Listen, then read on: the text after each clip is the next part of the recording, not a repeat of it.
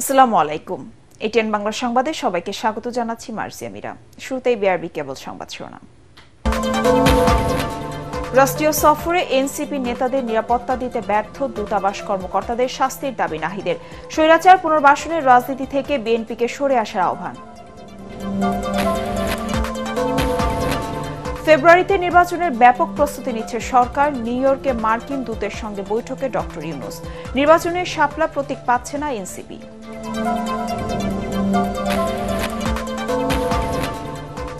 ভারতীয় গণমাধ্যমে মির্জা ফখরুলের বক্তব্য ভুলভাবে উপস্থাপিত হয়েছে দাবি বিএনপির। অসত্য ও প্রতিহিংসা পরায়ণ বক্তব্যের নিন্দা জামায়াতের। পিছিয়ে গেল চাকসু নির্বাচন। 12 অক্টোবরের পরিবর্তে 15 অক্টোবর। কারচুপির অভিযোগ তুলে পুনরায় জাকসুর ভোট গ্রহণ দাবি ছাত্রদলের। হাসিনা ইনুর কথোপকথনের প্রমাণ মিলেছে। মারণাস্ত্র ও বোমা মেরে আন্দোলন দমনের ট্রাইব্যুনালে 2 সাক্ষীর জবানবন্দি। কল রেকর্ড নিয়ে প্রশ্ন আসামি পক্ষের। এবং ফিলিস্তিনকে ইউরোপের দেশগুলোর স্বীকৃতি বড় অর্জন বলছেন বিশ্লেষকরা। যুক্তরাষ্ট্র ইসরায়েলের অবস্থান না বদলালে কার্যকর হওয়া নিয়ে সংশয়।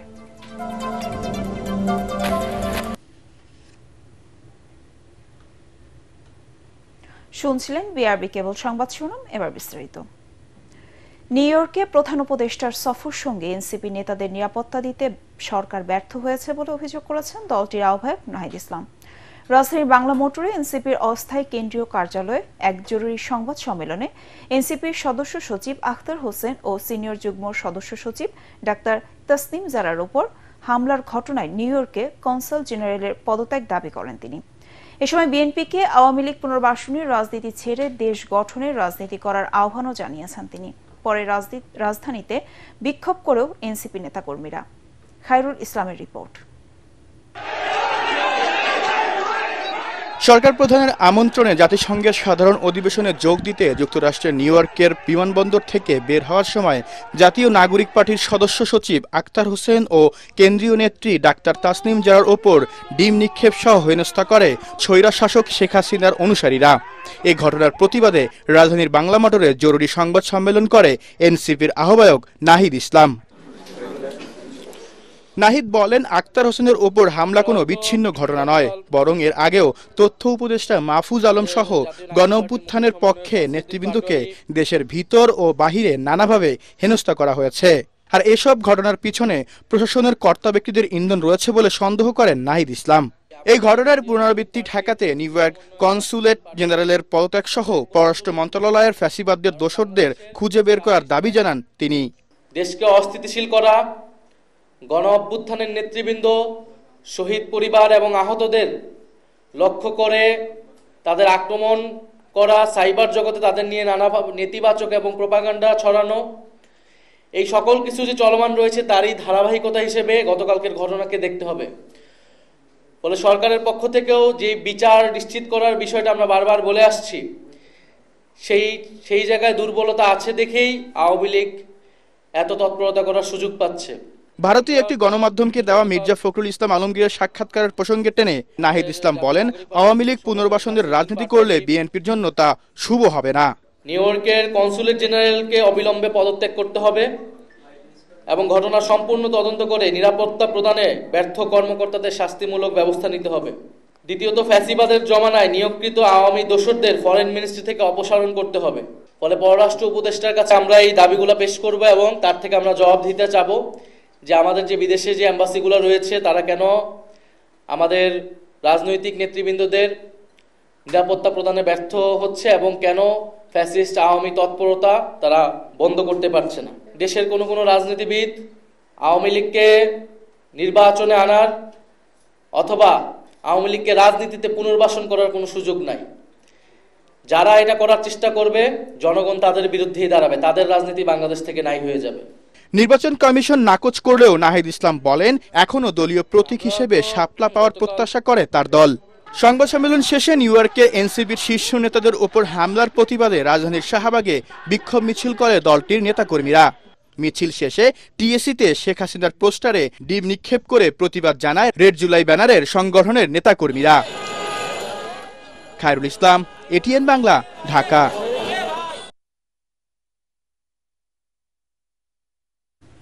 এর আগে এনসিপি নেতা আক্তার হোসেন ও তাসনিম জারাকে নিউ ইয়র্ক বিমানবন্দরে হেনস্থা করে আওয়ামী লীগ নেতাকর্মীরা।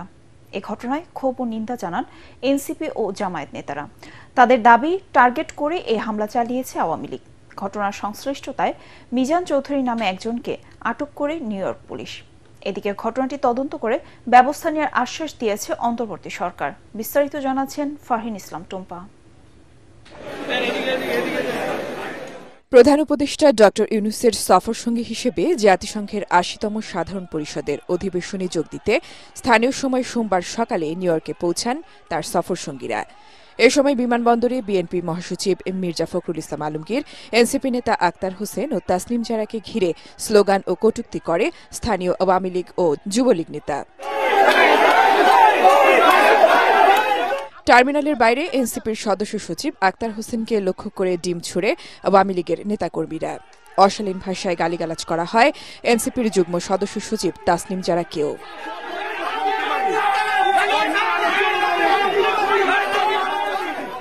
তবে জামায়াতের নায়েবে আমির ডাক্তার সৈয়দ আবদুল্লাহ মোহাম্মদ তাহিরকে নিরাপদে সরিয়ে নেন দলীয় কর্মীরা। এ ঘটনায় জ্যাকসন হাইটস থেকে এরই মধ্যে যুবলীগের এক কর্মীকে আটক করেছে নিউ ইয়র্ক পুলিশ। হামলার এ ঘটনায় ক্ষোভ জানিয়ে বিবৃতি দিয়েছে এনসিপি। একে রাষ্ট্রের কূটনৈতিক মর্যাদা ও নিরাপত্তা ব্যবস্থার চরম ব্যর্থতা বলে জানিয়েছেন দলটির নেতারা। বলেন, সন্ত্রাস করে শেখ হাসিনার বিচার থামানো যাবে না।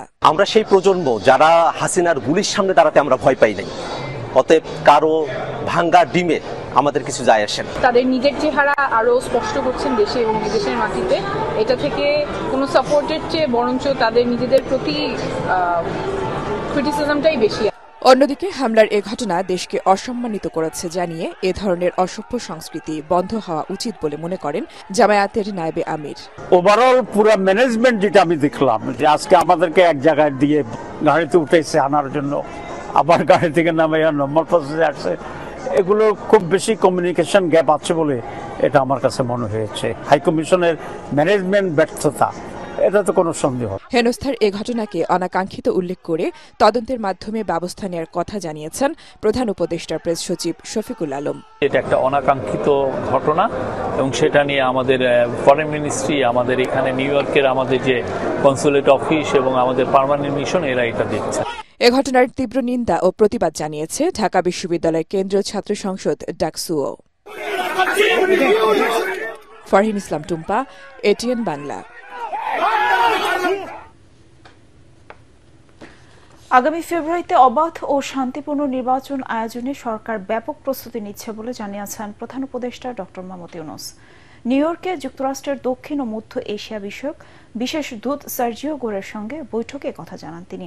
এছাড়া জাতিসংঘ সদর দফতর এক অনুষ্ঠানে যোগ দিয়ে বাংলাদেশ সহ স্বল্পোন্নত দেশগুলোর জন্য আন্তর্জাতিক সহায়তা বাড়ানোর আহ্বান জানান প্রধান উপদেষ্টা। বিস্তারিত জানাচ্ছেন একরামুল হক সায়েম। জাতিসংঘের সাধারণ অধিবেশনে যোগ দিতে সোমবার স্থানীয় সময় বিকেল ৩টায় নিউ ইয়র্কে পৌঁছান প্রধান উপদেষ্টা ডক্টর মোহাম্মদ ইউনূস। জাতিসংঘে বাংলাদেশের স্থায়ী প্রতিনিধি সালাউদ্দিন নোমান চৌধুরী এবং যুক্তরাষ্ট্রে নিযুক্ত বাংলাদেশের রাষ্ট্রদূত Tarique Ariful Islam John F Kennedy বিমানবন্দরে প্রধান উপদেষ্টাকে অভ্যর্থনা জানান। পরে নিউ ইয়র্কে যুক্তরাষ্ট্রের দক্ষিণ ও মধ্য এশিয়া বিষয়ক বিশেষ দূত রাষ্ট্রদূত সার্জিও গোরের সঙ্গে বৈঠক করেন প্রধান উপদেষ্টা ডক্টর মোহাম্মদ ইউনূস। এ সময় আগামী বছরের ফেব্রুয়ারির প্রথমার্ধে অবাধ, সুষ্ঠু ও শান্তিপূর্ণ নির্বাচন আয়োজনে সরকার ব্যাপক প্রস্তুতি নিচ্ছে বলে জানান প্রধান উপদেষ্টা। দেশ এজন্য সম্পূর্ণ প্রস্তুত বলেও জানান তিনি। এ সময় সার্জিও গোর প্রধান উপদেষ্টার নেতৃত্বের প্রশংসা এবং যুক্তরাষ্ট্র বাংলাদেশের প্রতি সহায়তা অব্যাহত রাখবে বলে প্রতিশ্রুতি পুনর্ব্যক্ত করেন। জাতিসংঘ সদর দপ্তরে সামাজিক ব্যবসা, যুব ও প্রযুক্তি বিষয়ক উচ্চ পর্যায়ের এক অনুষ্ঠানে যোগ দেন প্রধান উপদেষ্টা ডক্টর মোহাম্মদ ইউনূস। এ সময় তিনি বলেন, বাংলাদেশ সহ অনেক দেশই তীব্র চ্যালেঞ্জের মাঝেই স্বল্পোন্নত দেশ থেকে উত্তরণের প্রস্তুতি নিচ্ছে। তবে ১৩ লক্ষ বাস্তুচ্যুত রোহিঙ্গাদের আশ্রয় দেয়া, বারবার জলবায়ু পরিবর্তনের ধাক্কা সামলানো এবং বৈশ্বিক অর্থনৈতিক অস্থিরতা মোকাবেলা করছে বাংলাদেশ। এই প্রেক্ষাপটে জাতিসংঘের বাজেট কমানোয় উদ্বেগ জানান তিনি। আন্তর্জাতিক সহায়তা বাড়ানো, প্রযুক্তিগত সহায়তা দেয়া এবং জলবায়ু পরিবর্তনের উচ্চ ঝুঁকির সম্মুখীন দেশগুলোর জন্য ন্যায়সঙ্গত উত্তরণ নিশ্চিত করতে বিশ্বকে প্রচেষ্টা দ্বিগুণ করার আহ্বান জানান প্রধান উপদেষ্টা। স্থানীয় সময় সোমবার রাতে নিউ ইয়র্কের একটি হোটেলে প্রধান উপদেষ্টার সঙ্গে সাক্ষাৎ করেন বন্দুকধারীর হামলায় নিহত বাংলাদেশি বংশোদ্ভূত মার্কিন পুলিশ কর্মকর্তা দিদারুল ইসলামের পরিবারের সদস্যরা। দিদারুলের মৃত্যুতে তার পরিবারের প্রতি গভীর সমবেদনা জানান প্রধান উপদেষ্টা। এ সময় তার পরিবারের সদস্যদের হাতে একটি ক্রেস্ট তুলে দেন তিনি। এ সময় উপস্থিত ছিলেন দিদারুল ইসলামের বাবা, মা ও তার 2 ছেলে। গত 28 জুলাই নিউ ইয়র্কের ম্যানহাটানের পার্ক অ্যাভিনিউতে বন্দুকধারীর গুলিতে নিহত হন দিদারুল ইসলাম। এছাড়াও প্রধান উপদেষ্টার সঙ্গে সাক্ষাৎ করেন IMF-এর ব্যবস্থাপনা পরিচালক ক্রিস্টেলিনা জর্জিয়েভা সহ বিভিন্ন দেশ ও সংস্থার নেতারা। আগামী 26 সেপ্টেম্বর জাতিসংঘের সাধারণ অধিবেশনে ভাষণ দেবেন প্রধান উপদেষ্টা। ইকরামুল হক সায়েম, ATN বাংলা, ঢাকা। জাতীয় নির্বাচনে শাপলা প্রতীক পাচ্ছে না এনসিপি। নির্বাচন কমিশনের সচিব আখতার আহমেদ জানিয়েছেন তাদের 115টি সংরক্ষিত প্রতীকের তালিকায় শাপলা নেই। ত্রয়োদশ জাতীয় সংসদ নির্বাচনকে সফল করতে 28 সেপ্টেম্বর থেকে রাজনৈতিক দল এবং অংশীজনদের সাথে নির্বাচন কমিশন ধারাবাহিকভাবে মতবিনিময় করবে বলেও জানান তিনি। বিস্তারিত জানাচ্ছেন সৈয়দ রিয়াজ। সুষ্ঠু ও নিরপেক্ষ ত্রয়োদশ জাতীয় সংসদ নির্বাচন অনুষ্ঠানের লক্ষ্যে নির্বাচন কমিশন বিভিন্ন কর্মপরিকল্পনা বাস্তবায়ন করে চলেছে। প্রতিষ্ঠানের দৈনন্দিন কাজের অগ্রগতি জানাতে আগারগাঁওয়ে কমিশন সচিবালয়ে আয়োজিত ব্রিফিংয়ে ইসি সচিব বলেন, চলতি মাসের 28 তারিখ থেকে বিভিন্ন অংশীজনের সাথে ধারাবাহিক বৈঠক করবে কমিশন। যেমন সিভিল সোসাইটি, শিক্ষাবিদ, নারী নেতৃবৃন্দ, প্রিন্ট অ্যান্ড ইলেকট্রনিক মিডিয়ার সাংবাদিক বৃন্দ, রাজনৈতিক দল, নির্বাচন বিশেষজ্ঞ, জুলাই যোদ্ধা, এনাদের সাথে আমরা পর্যায়ক্রমিকভাবে আমাদের আলোচনাগুলো শুরু করব। রাজনৈতিক দল ও প্রার্থীদের আচরণবিধি এবং নির্বাচন কমিশনের কাছে থাকা প্রতীকের সংরক্ষিত তালিকাটি আইন মন্ত্রণালয়ের ভেটিং শেষে আবার ইসিতে ফেরত এসেছে বলে জানান তিনি। আরপিও সংশোধনের প্রস্তাবটা এখন আইন লেজিসলেটিভ বিভাগে অপেক্ষমান আছে, সেটাও আমরা এখনো পর্যন্ত আশা করি আমরা খুব অচিরে এটা পেয়ে যাব। নির্বাচন কমিশনের তালিকায় সংরক্ষিত প্রতীকগুলোর ভেতর থেকে যে কোনো একটি দলের জন্য বাছাই করতে হয় জানিয়ে আখতার আহমেদ বলেন, এতে শাপলা প্রতীক না থাকায় তা কোনো রাজনৈতিক দলকে দেয়া সম্ভব নয়। এনসিপি শাপলা প্রতীক পাচ্ছে না, কারণ হচ্ছে যে আমাদের 115টার যে শিডিউলটা করা হয়েছে সেখানে শাপলা প্রতীক নেই। নতুন রাজনৈতিক দলের বিষয়টি পর্যালোচনায় আছে জানিয়ে সচিব আরও বলেন, খুব শিগগিরই তাদের নিবন্ধনের বিষয়টি চূড়ান্ত হবে।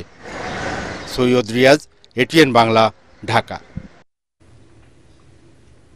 30টি আসন না দেয়ায় জামায়াত বিএনপির ওপর চাপ সৃষ্টি করছে শিরোনামে ভারতের একটি সংবাদ মাধ্যমে দেয়া বিএনপি মহাসচিব মির্জা ফখরুল ইসলাম আলমগীরের বক্তব্যটি ভুলভাবে উপস্থাপিত হয়েছে বলে দাবি করেছে বিএনপি মিডিয়া সেল। এক বিবৃতিতে জানানো হয়, মির্জা ফখরুল স্পষ্টভাবে জানিয়েছেন প্রকাশিত সাক্ষাৎকারে যে বক্তব্য তুলে ধরা হয়েছে তা তিনি বলেননি। এদিকে এক বিবৃতিতে জামায়াতে ইসলামীর সেক্রেটারি জেনারেল মিয়া গোলাম পরোয়ার মির্জা ফখরুলের বক্তব্যের তীব্র নিন্দা এবং প্রতিবাদ জানিয়েছেন। জামায়াতে 30টি আসন চাওয়া নিয়ে যে তথ্য মির্জা ফখরুল পত্রিকাটিকে দিয়েছে তা অসত্য, অমর্যাদাকর ও প্রতিহিংসা পরায়ণ বলে মন্তব্য করেন গোলাম পরোয়ার।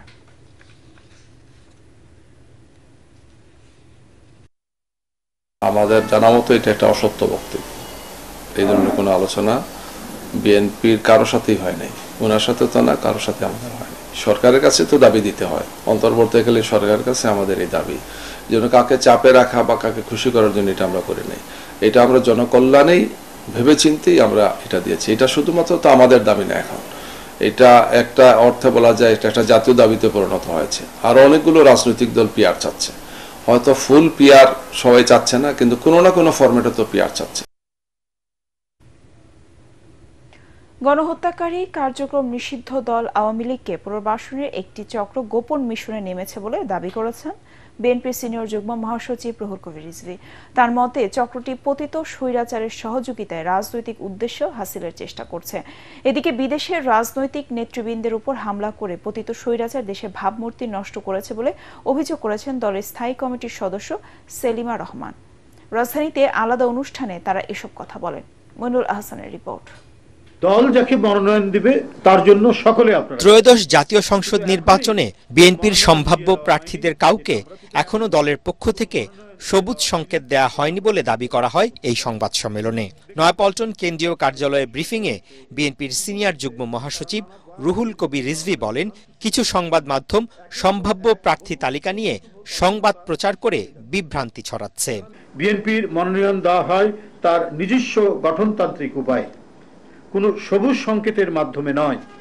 জাতীয় সংসদ নির্বাচনের কিংবা যে কোনো নির্বাচনে দলের প্রার্থী মনোনয়নের দায়িত্ব পার্লামেন্টারি বোর্ড পালন করে। যাচাই বাছাই করে যোগ্য ও সর্বোপরি জনগণের কাছে গ্রহণযোগ্য জনপ্রিয় ব্যক্তিকেই বেছে নিয়ে তাদের নাম প্রকাশ করা হবে। সবুজ সংকেত নয়। দলের ভারপ্রাপ্ত চেয়ারম্যান জনাব তারেক রহমান প্রতিটি এলাকায় ঐক্যবদ্ধভাবে কাজ করার সুনির্দিষ্ট ও যথাযথ নির্দেশনা দিচ্ছেন। বিএনপির এই মুখপাত্র দাবি করেন, নিজেদের স্বার্থে একটি মহল গণঅভ্যুত্থানে ক্ষমতা হারানো আওয়ামী লীগকে পুনর্বাসনের চেষ্টা করছে। গণহত্যাকারী নিষিদ্ধ সংগঠন ফ্যাসিস্ট আওয়ামী লীগকে পুনর্বাসন করার গোপন মিশনে নেমেছে একটি চক্র। বিনিময়ে তারা পতিতদের সহযোগিতা নিয়ে রাজনৈতিক উদ্দেশ্য হাসিল করার স্বপ্নে বিভোর। ফ্যাসিস্ট সরকারের পতন যখন। এদিকে ঢাকা রিপোর্টার্স ইউনিটি মিলনায়তনে আলোচনা সভায় বিএনপির স্থায়ী কমিটির সদস্য সেলিমা রহমান বলেন, বিদেশের মাটিতে জাতীয় নেতৃবৃন্দের উপর হামলা চালিয়ে আওয়ামী লীগ নেতাকর্মীরা আবারও প্রমাণ করেছে তাদের সন্ত্রাসী চরিত্রের কোনো পরিবর্তন হয়নি। এখনো আওয়ামী লীগের দোসররা তারা কিন্তু এই বাংলাদেশে আছে। এই আওয়ামী লীগের দোসরদের সঙ্গে কারা হাত মিলিয়েছে সেটা আমাদেরকে বুঝতে হবে। যারা চোরাগুপ্তভাবে এখন বিভিন্নভাবে মিছিল করছে, জটিভাবে যেখানে আন্দোলন করছে, এমনকি বিদেশে নিজের দেশের সম্মান ক্ষুণ্ণ করে চোরাগুপ্ত হামলা দিয়ে তারা চেষ্টা করছে তাদের কলঙ্কিত অধ্যায়টা আরেকবার পরিষ্কার করতে। একটি দল জাতীয় নির্বাচন পেছাতে নানা ষড়যন্ত্র করছে অভিযোগ করে তিনি বলেন, জনগণকে সাথে নিয়ে তা মোকাবিলা করবে বিএনপি। যে লড়াই 18 বছর আগে শুরু হয়েছে। মইনুল হাসান, এটিএন বাংলা, ঢাকা। রাকসুর পর পিছিয়ে গেল চাকসু নির্বাচনও। প্রার্থীদের আবেদনের প্রেক্ষিতে চট্টগ্রাম বিশ্ববিদ্যালয় কেন্দ্রীয় ছাত্র সংসদ ও হল নির্বাচনের তারিখ 3 দিন পিছিয়ে 15 অক্টোবর নির্ধারণ করেছে নির্বাচন কমিশন। বিকেলে এ তথ্য জানিয়েছেন চাকসু নির্বাচন কমিশনের সদস্য সচিব অধ্যাপক ডক্টর AKM আরিফুল হক সিদ্দিকী। এছাড়া নির্বাচনের কারণে 12 অক্টোবর থেকে 18 অক্টোবর পর্যন্ত বিশ্ববিদ্যালয়ের সকল ক্লাস ও পরীক্ষা বন্ধ থাকবে বলে জানিয়েছে নির্বাচন কমিশন। এদিকে প্রার্থিতা প্রত্যাহারের শেষ দিন আগামীকাল পর্যন্ত বাড়ানো হয়েছে। তফসিল অনুযায়ী আজ বিকেল 3:30 পর্যন্ত ছিল প্রার্থিতা প্রত্যাহারের শেষ সময়। গতকাল মনোনয়নপত্র যাচাই বাছাই শেষে প্রার্থীদের প্রাথমিক তালিকা প্রকাশ করে নির্বাচন কমিশন। জমা পড়া 931টি মনোনয়নপত্রের মধ্যে প্রাথমিক বাছাইয়ে কেন্দ্রীয় সংসদে 2 জন ভিপি ও 1 জন জিএস সহ বাদ পড়েছেন 19 জন প্রার্থী। তারা আমাদের কাছে রিকোয়েস্ট করেছিল যে তারা নির্বাচনের জন্য 2-1 দিন সময় চায় অতিরিক্ত। প্রধান নির্বাচন কমিশনার মহোদয় সকল নির্বাচন কমিশনারদের কাছে এই মতামত উত্থাপন করার পরে অ্যানোনিমাস সিদ্ধান্ত অনুযায়ী চট্টগ্রাম বিশ্ববিদ্যালয় চাকসু হল এবং হোস্টেল সংসদ ইলেকশন 12 তারিখ রবিবারের পরিবর্তে 15 তারিখ বুধবারে নির্ধারণ করা হলো। এই সিদ্ধান্ত নেওয়ার পিছনে কারণ ছিল, বিশ্ববিদ্যালয় বন্ধ হয়ে যাওয়ার পরে নির্বাচন কমিশনাররাও ফিল করতেছেন যে এই 5টি ওয়ার্কিং ডে প্রস্তুতির জন্য যথেষ্ট নাও হতে পারে। রাজশাহী বিশ্ববিদ্যালয়ের উপাচার্য ও প্রক্টর সহ শিক্ষক ও কর্মকর্তাদের উপর হামলার সাথে জড়িতদের দৃষ্টান্তমূলক শাস্তির দাবিতে অনির্দিষ্টকালের কমপ্লিট শাটডাউন কর্মসূচি চলছে। এতে বিশ্ববিদ্যালয়ের শিক্ষক কর্মকর্তা ও কর্মচারীদের একাংশের ডাকে ক্লাস, পরীক্ষা এবং অফিস বন্ধ রয়েছে। দুপুরে প্রশাসন ভবনের পশ্চিম পাশে কর্মকর্তা কর্মচারীরা অবস্থান কর্মসূচি পালন করেন। আন্দোলনকারীরা জানান, শিক্ষকদের উপর হামলার সাথে জড়িতদের বিরুদ্ধে ব্যবস্থা না নেওয়া পর্যন্ত আন্দোলন চলবে।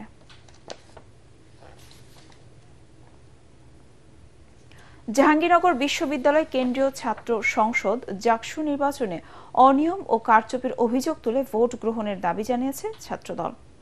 দুপুরে বিশ্ববিদ্যালয় কেন্দ্রীয় ক্যাফেটেরিয়ায় সংবাদ সম্মেলনে বিশ্ববিদ্যালয় শাখা ছাত্রদল এ দাবি জানায়। এতে লিখিত বক্তব্য পাঠ করেন জাকসু নির্বাচনের ভিপি প্রার্থী শেখ সাদি। নারী জিএস প্রার্থী তানজিলা হুসাইন বৈশাখী সহ নির্বাচনে অংশগ্রহণকারী সকল প্রার্থী এ সময় উপস্থিত ছিলেন।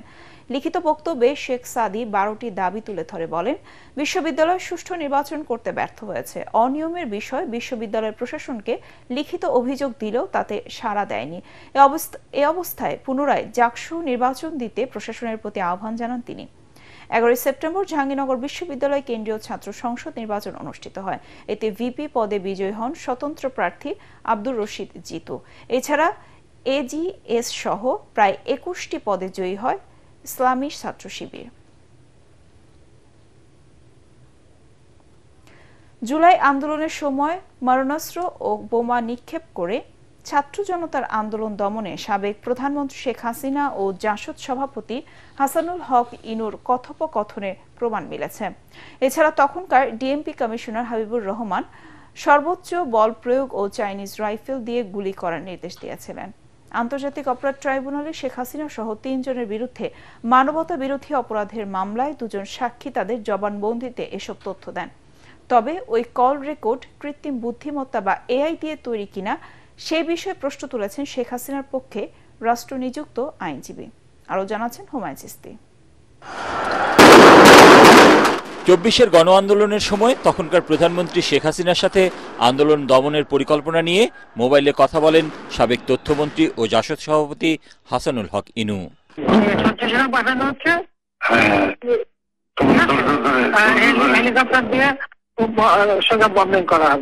আন্তর্জাতিক অপরাধ ট্রাইব্যুনালে জুলাই আগস্টের মানবতা বিরোধী অপরাধের মামলায় ক্ষমতাচ্যুত প্রধানমন্ত্রী শেখ হাসিনা সহ 3 জনের বিরুদ্ধে 21 দিনে মোট সাক্ষ্য দিয়েছেন 52 জন।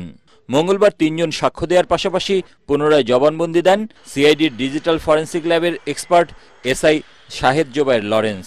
পুনরায় দেয়া জবানবন্দিতে লরেন্স নিশ্চিত করেন ফরেন্সিক পরীক্ষায় প্রমাণিত হয়েছে শেখ হাসিনা ও হাসানুল হক ইনুর কথোপকথন সত্য। জেরায় ওই কল রেকর্ড এআই দিয়ে তৈরি কিনা সে প্রশ্ন তোলেন রাষ্ট্রনিযুক্ত আসামি পক্ষের আইনজীবী।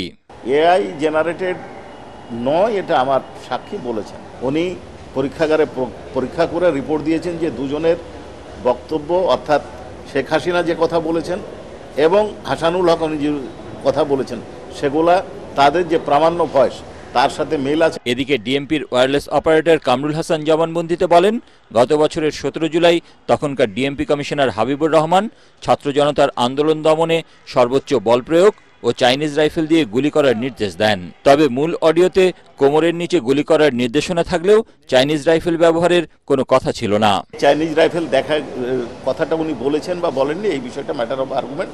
উনি বক্তব্য দিয়েছেন, আমরা যখন আর্গুমেন্ট করব তখন বিষয়টা আমরা ডিফেন্স থেকে বলার চেষ্টা করা হয়েছে যে এটা আত্মরক্ষার জন্য করা হয়েছে, কিন্তু আমার সাক্ষী এটা পরিষ্কার করেছেন সেই দিন অর্থাৎ 17 জুলাই এ ধরনের কোনো পরিস্থিতির সৃষ্টি হয়নি। এদিকে আশুলিয়ায় 5 মরদেহের সাথে জীবিত একজনকে পোড়ানো সহ 7 জনকে হত্যার মামলায় ট্রাইব্যুনাল 2-এ 4র্থ দিনে একজন সাক্ষ্য দেন। হুমায়ুন চিস্তি, এটিএন বাংলা, ঢাকা। নির্বাচনকে সামনে রেখে আইন শৃঙ্খলা বাহিনীর জন্য ইউএনডিপির মাধ্যমে 40,000 বডি ক্যামেরা কেনার অনুমোদন দেওয়া হয়েছে বলে জানিয়েছেন অর্থ উপদেষ্টা ডক্টর সালেউদ্দিন আহমেদ।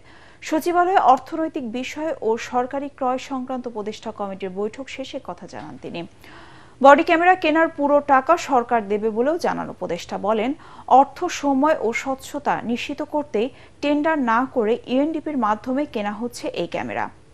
তার দাবি, নির্বাচনের জন্য ইসিকে যে বাজেট দেওয়া হয়েছে এতে কোনো কমতি হবে না। সাংবাদিকদের প্রশ্নের জবাবে অর্থ উপদেষ্টা বলেন, ডলারের দাম স্থিতিশীল রাখতে বাংলাদেশ ব্যাংক বাণিজ্যিক ব্যাংক থেকে ডলার কিনছে। ক্যামেরা দেওয়া হবে, এটা পুলিশদের জন্য লাগবে 40,000 ওইটা করে এস্টিমেট করছে, ওটা আমরা অ্যাপ্রুভ করেছি এবং ওইটা টাকা অঙ্ক নাই বললাম, কারণ এটা আমরা প্রচুর করবো ইউএনডিপি, প্রায় 40,000 এটা হিসাব করে দেবে।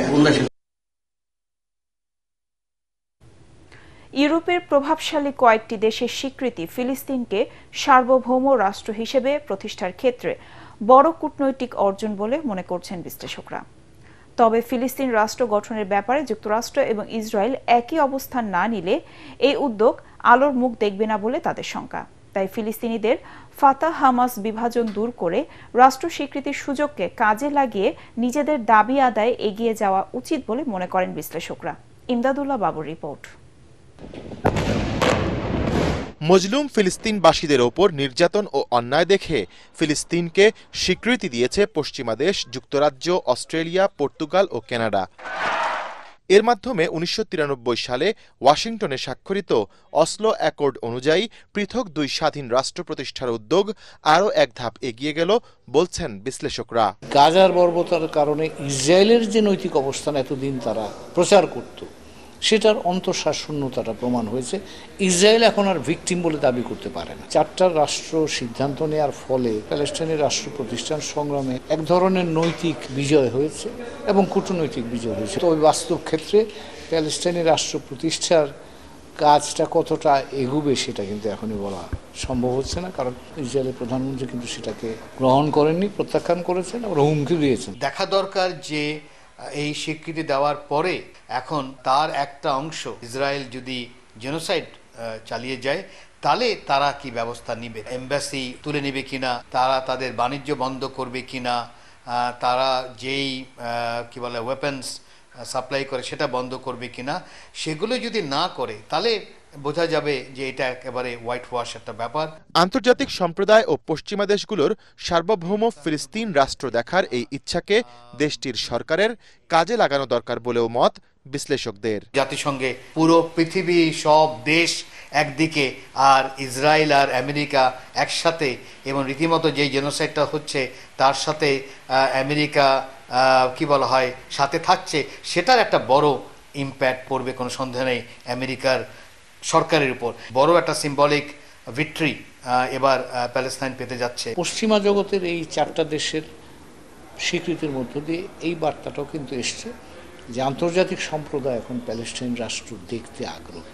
এখন প্যালেস্টাইনিদের নিজেদের মধ্যেও সমন্বয় দরকার, তাদের একসাথে আসা দরকার, এবং আন্তর্জাতিক সম্প্রদায়ের চাপটা বাড়িয়ে যেতে হবে যাতে করে সত্যিকার অর্থেই প্যালেস্টাইনি রাষ্ট্র একটা বাস্তব রাষ্ট্র হিসেবে রূপ নেয়। পশ্চিমা দেশগুলোর এই সিদ্ধান্তের ফলে এবারে জাতিসংঘের সাধারণ অধিবেশনের ফাঁকে ফ্রান্স, বেলজিয়াম, লুক্সেমবার্গ ও মাল্টা সহ বেশ কয়েকটি দেশের ফিলিস্তিনকে স্বীকৃতি দেওয়ার সম্ভাবনা রয়েছে বলে মনে করেন বিশ্লেষকরা। লবিকেও অ্যাড্রেস করাটা কিছুটা সহজ হবে। ইমদাদুল্লাহ বাবু, ATN বাংলা, ঢাকা। গ্রেফতারকৃত সদর আলী ও আওয়ামী লীগ আলমগীর অপরাধ স্বীকার করেছে বলে জানান পুলিশ। মনির হোসেন তপর রিপোর্ট।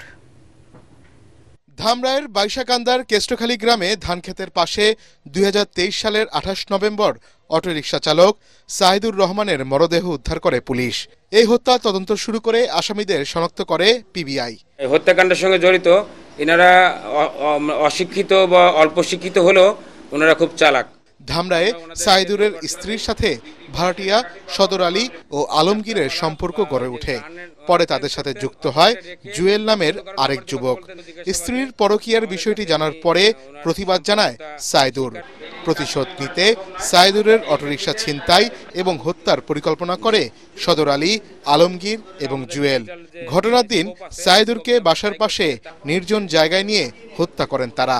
সংবাদ সম্মেলনে এসব তথ্য জানায় পিবিআই। সাইদুর রহমান যেহেতু এই ধরনের না, মানে আনলাইক আদার থ্রি, তো উনি একটু সহজ সরল, আমি শুরুতেই বলেছি, উনি কিন্তু এই বিষয়টি মেনে নিতে পারেননি। উনি যখন জেনেছেন যে ওনার স্ত্রীর সঙ্গে বাকি দুজন এরকম এক্সট্রাম্যারিটাল অ্যাফেয়ার করবার চেষ্টা করছে বা অনৈতিক সম্পর্ক করার চেষ্টা করছে বা করেছে, উনি এটা নিয়ে রিয়েক্ট করেছিলেন এবং রিয়েক্টের অংশ হিসেবে তাদের মধ্যে একটা ভুল বোঝাবুঝি হাতাহাতি হয় এবং মারধরও হয়। মানে তখনই তাদের মধ্যে এই যে রিভেঞ্জ নেওয়ার, তখন তিনজনে একসঙ্গে হয়ে যায়, 3 অপরাধী 3 ক্রিমিনাল একসঙ্গে হয়ে যায় যে আমরা তাহলে আমরা ওকে শাস্তি করব, ওকে ক্ষতি করব, ওকে শেষ করে দিব। তাহলে ও যদি চলে যায় তাহলে তার ওয়াইফ আমাদের। গ্রেফতারকৃত দুই আসামি আদালতে স্বীকারোক্তিমূলক জবানবন্দি দিয়েছে বলে জানায় পিবিআই ঢাকা জেলার পুলিশ সুপার কুদরতি খোদা। আমাদের হাই সোসাইটি, তারপরে মিড সোসাইটি অথবা লো সোসাইটি, যেটাই বলি না কেন, সব লেভেলে আমাদের একটি সামাজিক অবক্ষয় নেমে এসেছে। এটা আমাদের আসলে পারিবারিক শিক্ষা, সামাজিক শিক্ষা, এই বিষয়গুলোকে আমাদের গুরুত্ব দেওয়া উচিত। পুলিশ জানায় সাইদুরের অটোরিকশাটি 50,000 টাকায় বিক্রি করে নিজেদের মধ্যে টাকা ভাগ করে নেয় আসামিরা। এজাহার নামীয় আসামি জুয়েলকে এখনো গ্রেফতার করতে পারেনি পুলিশ। মনির হোসেন তপু, ATN বাংলা, ঢাকা। সারা দেশে ৩১,৫৪৬টি পূজা মণ্ডপে শান্তিপূর্ণভাবে শারদীয় দুর্গাপূজা উদযাপনে আইন শৃঙ্খলা বাহিনী প্রয়োজনীয় সব ধরনের ব্যবস্থা নিয়েছে বলে জানিয়েছেন র্যাব মহাপরিচালক AKM শহীদুর রহমান। দুপুরে রংপুর নগরীর করুণাময়ী কালীবাড়ি মন্দির পরিদর্শন শেষে তিনি একথা জানান। সামাজিক যোগাযোগ মাধ্যমে কেউ অপপ্রচার চালিয়ে শান্তি শৃঙ্খলা বিনষ্ট করার চেষ্টা করলে তার বিরুদ্ধে কঠোর আইনি ব্যবস্থা নেওয়া হবে বলেও জানান র্যাব ডিজি। রংপুর করুণাময়ী কালীবাড়ি মন্দিরের সভাপতি ডাক্তার নিখিলেন্দু শঙ্কর গুহ রায় ও সাধারণ সম্পাদক মনোজ বণিক সহ অন্যান্যরা এই সময় উপস্থিত ছিলেন।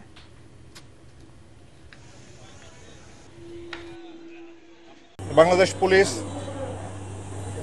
আর্ম ফোর্সেস ডিভিশনের লোকজন, র্যাব, বিজিবি, আনসার, কোস্টগার্ড সহ সকল বাহিনী আমরা মাঠে আছি।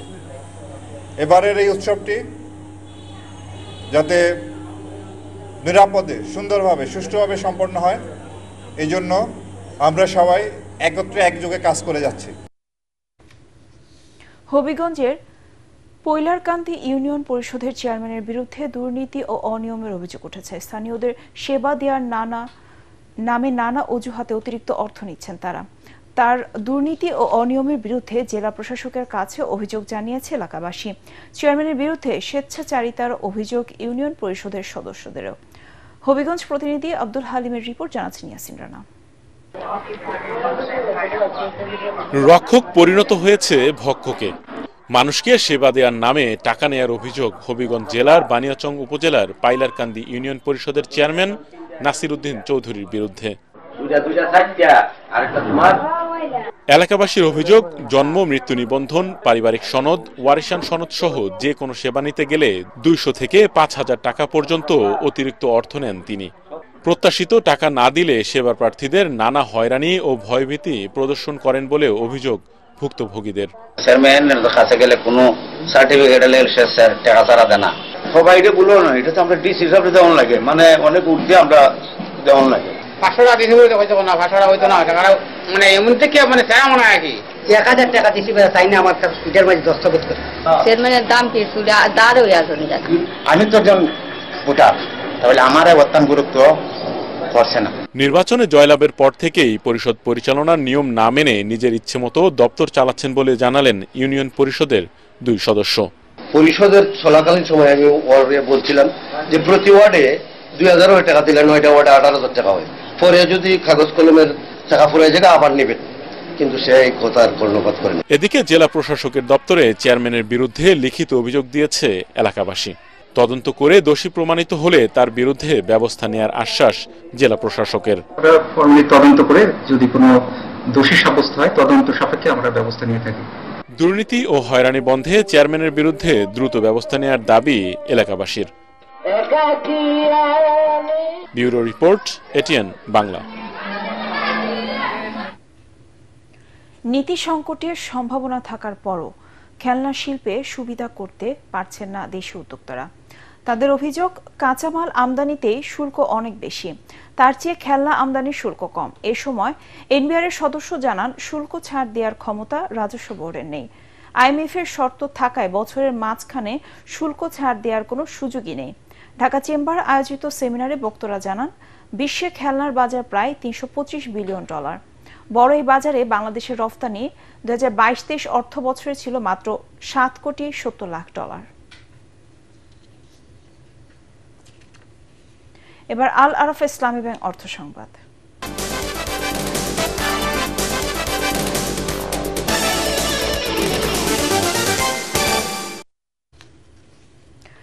ডিসেম্বরের মধ্যে মূল্যস্ফীতি 7% কমাতে বাজারে ভোগ্যপণ্য আমদানিতে বিধিনিষেধ তুলে নিচ্ছে কেন্দ্রীয় ব্যাংক। এরই মধ্যে এলসি সহজ করতে ব্যাংকগুলোকে নির্দেশ দিয়েছে বাংলাদেশ ব্যাংক। গত আগস্টে সার্বিক মূল্যস্ফীতি 8.29% থাকলেও খাদ্য মূল্যস্ফীতি ছিল 7.60%। এটি আরও কমিয়ে আনার লক্ষ্যে এবার এলসি সহজ করে ডিসেম্বরে ভোগ্যপণ্য সরবরাহ করে বাজার স্বাভাবিক রাখতে চায় বাংলাদেশ ব্যাংক। এলসি খোলার কোনো বিধি নিষেধ আরোপ করবে না কেন্দ্রীয় ব্যাংক। বাজার স্থিতিশীল রাখতে তুলে নেওয়া হবে মার্জিন। এছাড়া এলসি খোলায় বাজারে ডলার সংকট হবে না বলে জানিয়েছে কেন্দ্রীয় ব্যাংক। ভোগ্যপণ্য আমদানির ক্ষেত্রে বাংলাদেশ ব্যাংকের কোনো নিষেধাজ্ঞা বা কোনো প্রকার বিধিনিষেধ আরোপ করা হবে না। এই ব্যাপারে ব্যাংকগুলোকে বলা হয়েছে যেহেতু ব্যাংক নিজেরাই আমদানির এলসি আমদানিকৃত পণ্যের পেমেন্ট তারা নিজেরাই এনশিওর করবে, বাংলাদেশ ব্যাংকের সহযোগিতার দরকার নেই। মূল্যস্ফীতির পয়েন্ট অফ ভিউ থেকেও বা কন্ট্রোল পয়েন্ট অফ ভিউ থেকেও বাংলাদেশ ব্যাংক চাচ্ছে যে এই ভোগ্য পণ্য আমদানি যাতে স্মুথলি হয়। আল আরাফা ইসলামী ব্যাংক ও হজ এজেন্সির প্রতিনিধিদের সাথে হজ ব্যবস্থাপনা বিষয়ক মতবিনিময় সভা অনুষ্ঠিত হয়েছে। রাজধানীর একটি হোটেলে আয়োজিত অনুষ্ঠানে ব্যাংকের ব্যবস্থাপনা পরিচালক রাফাউল্লাহ খান প্রধান অতিথি হিসেবে উপস্থিত ছিলেন। বিশেষ অতিথি ছিলেন হজ agencies association of Bangladesh HAAB মহাসচিব ফরিদ আহমেদ মজুমদার ও সহসভাপতি হাফিজুল মোহাম্মদ। সভায় সভাপতিত্ব করেন ব্যাংকের উপব্যবস্থাপনা পরিচালক ফজলুর রহমান চৌধুরী। অনুষ্ঠানে ব্যাংকের উপব্যবস্থাপনা পরিচালক Abdullah Al Mamun, Asaduzzaman Bhuiyan, Mohammad Hossain, S M. Abu Jafar, senior executive vice president engineer Habibullah ও আখতার কামাল এবং শীর্ষ নির্বাহীবৃন্দ সহ শাখাসমূহের ব্যবস্থাপকগণ উপস্থিত ছিলেন।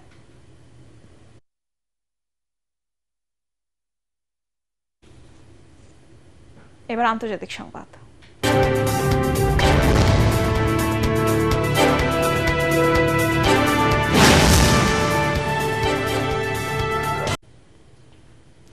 জাতিসংঘে আয়োজিত উচ্চ পর্যায়ের সম্মেলন শেষে ইসরায়েলের জন্য রেড লাইন বা বিপদসীমা ঘোষণা করেছে সৌদি আরব ও ফ্রান্স। তার স্পষ্ট জানিয়েছে ফিলিস্তিনকে স্বাধীন রাষ্ট্র হিসেবে স্বীকৃতি দেওয়ার পর সেখানে বসতি স্থাপন বা দখলদারির চেষ্টা আন্তর্জাতিকভাবে রেড লাইন অতিক্রম বলে বিবেচিত হবে।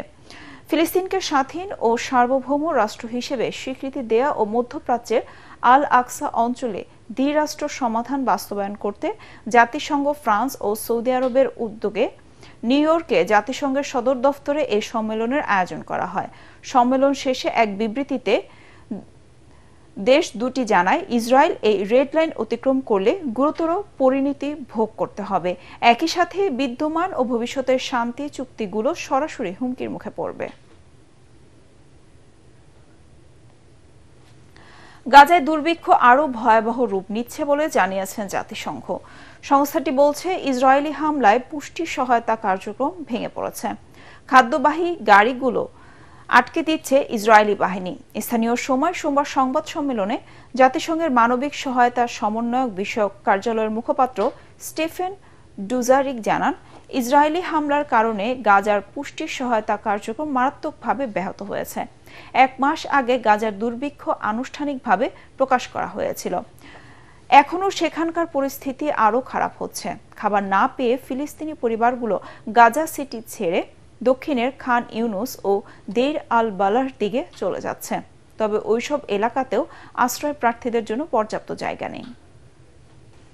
এবার খেলার খবর। শুরুতে এশিয়া কাপ। এশিয়া কাপ ক্রিকেটে পাকিস্তান ও শ্রীলঙ্কার বাঁচা মরার লড়াই আজ। দু দলের অবস্থা প্রায় একই রকম। এশিয়া কাপ টি-20-র সুপার 4 পর্বে পাকিস্তান শ্রীলঙ্কা দু দলই তাদের প্রথম ম্যাচে হেরেছে, কিন্তু টুর্নামেন্টের ফাইনালের আশা বাঁচিয়ে রাখতে দু দলেরই জয়টা ভীষণ জরুরি। কেননা টানা 2 ম্যাচ হারলে ফাইনালে খেলার সম্ভাবনা অনেকটাই ফিকে হয়ে যাবে। ফলে দু দলই মরণপণ লড়াই করতে চাইবে। আবুধাবিতে বাংলাদেশ সময় রাত 8:30টায় শুরু হবে এশিয়া কাপের হাই ভোল্টেজ এই ম্যাচটি। প্রস্তুতির ঘাটতি নিয়েই ওয়ানডে বিশ্বকাপ ক্রিকেট খেলতে দুপুরে শ্রীলঙ্কা গেল বাংলাদেশ নারী দল। বিশ্বকাপ মঞ্চে খেলতে যাওয়ার আগে পর্যাপ্ত প্রস্তুতি নিতে পারেনি বলে অসন্তুষ্ট নিগার সুলতানা জ্যোতিরা। প্রস্তুতিতে কোনো আন্তর্জাতিক সিরিজ খেলতে না পারার আক্ষেপও আছে নারী ক্রিকেটারদের। নিজেরাই 2 দলে ভাগ হয়ে অনূর্ধ্ব 15 পুরুষ দলের সাথে একটি সিরিজ খেললেও প্রস্তুতি আশানুরূপ হয়নি বলে মনে করেন দলের অধিনায়ক। এই সীমিত প্রস্তুতি নিয়েও বিশ্বকাপে অন্তত 2টি ম্যাচে জয়ের আশা করছে বাংলাদেশের নারীরা। আগামী 30 সেপ্টেম্বর শুরু হবে নারী ওয়ানডে বিশ্বকাপ। 2 অক্টোবর কলম্বোয় নিজেদের প্রথম ম্যাচ পাকিস্তানের নারীদের মুখোমুখি হবে বাংলাদেশ। ফেডারেশন কাপ ফুটবলের উদ্বোধনী ম্যাচে 4 বারের চ্যাম্পিয়ন বসুন্ধরা কিংস 1-1 গোলে ড্র করেছে ফর্টিস ক্লাবের সঙ্গে। নিজেদের মাঠ কিংস অ্যারেনায় আক্রমণ করে খেললেও গোলের দেখা পায়নি বসুন্ধরা। গোলশূন্য প্রথমার্ধের পর খেলার 48 মিনিটে ব্রাজিলিয়ান গোল মেশিন দরিয়ালটনের কল্যাণে লিড নেয় বসুন্ধরা। পিছিয়ে থেকে গোল শোধের চেষ্টা করতে থাকে ফর্টিস ক্লাব। নির্ধারিত সময়ে 5 মিনিট আগে সাগরের দেয়া ক্রস ঠেকাতে গিয়ে বল নিজেদের জালে জড়িয়ে দেন বসুন্ধরার অধিনায়ক তারেক আজিম। বাকি সময়ে আর কোনো গোল পায়নি তারা। শেষ পর্যন্ত পয়েন্ট ভাগাভাগি করে মাঠ ছাড়ে দুদল। এদিকে কুমিল্লায় স্যামুয়েল বৈটাঙের হ্যাটট্রিকে বাংলাদেশ পুলিশ দলকে 3-2 ব্যবধানে হারিয়েছে মোহামেডান স্পোর্টিং ক্লাব। প্যারিসের আলো ঝলমলে রাতে খেলা হলো নতুন ইতিহাস। প্যারিসের আলো ঝলমলে রাতে লেখা হলো নতুন ইতিহাস। ইয়ামালকে পেছনে ফেলে প্রথমবারের মতো ব্যালন ডি'অর জিতলেন উসমান দেমবেলে। অন্যদিকে টানা তৃতীয়বারের মতো নারী সেরা ফুটবলারের পুরস্কার জিতেছেন স্পেনের আইতানা বোনমাতি। আর সেরা ক্লাবের স্বীকৃতি পেয়েছে Paris Saint Germain. Report SM আশরাফের। প্যারিসের আলোকসজ্জা, হলরুম জাঁকজমকপূর্ণ, আলোয় ভরা এক শহর। রাতে সেই আলো আরো উজ্জ্বল, ফুটবল ইতিহাসের নতুন এক নক্ষত্রে। শেষ করার আগে বিআরবি কেবল সংবাদ শিরোনাম আরেকবার। রাষ্ট্রীয় সফরে এনসিপি নেতাদের নিরাপত্তা দিতে ব্যর্থ দূতাবাস কর্মকর্তাদের শাস্তির দাবি নাহিদের। স্বৈরাচার পুনর্বাসনের রাজনীতি থেকে বিএনপিকে সরে আসার আহ্বান। ফেব্রুয়ারিতে নির্বাচনের ব্যাপক প্রস্তুতি নিচ্ছে সরকার। নিউ ইয়র্কে মার্কিন দূতাবাসের সঙ্গে বৈঠকে ডক্টর ইউনূস। নির্বাচনের শাপলা প্রতীক পাচ্ছে না এনসিপি।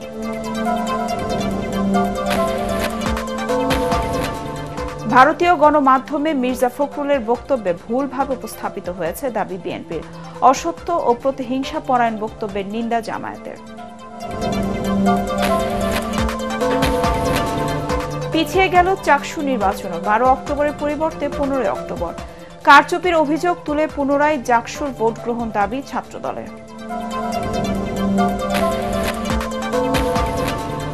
হাসিনা ইনুর কথোপকথনের প্রমাণ মিলেছে। মারণাস্ত্র ও বোমা মেরে আন্দোলন দমনের ট্রাইব্যুনালে 2 সাক্ষীর জবানবন্দি। কল রেকর্ড নিয়ে প্রশ্ন আসামি পক্ষের। এবং ফিলিস্তিনকে ইউরোপের দেশগুলোর স্বীকৃতি বড় অর্জন বলছেন বিশ্লেষকরা। যুক্তরাষ্ট্র ইসরায়েলের অবস্থান না বদলালে কার্যকর হওয়ার নিয়ে সংশয়। পরবর্তী সংবাদ দেখার আমন্ত্রণ জানিয়ে এখনকার মতো শেষ করছে ATN বাংলা সংবাদ। ইউটিউবে দেখতে ব্রাউজ করুন youtube/ATN বাংলা নিউজ। ধন্যবাদ সবাইকে।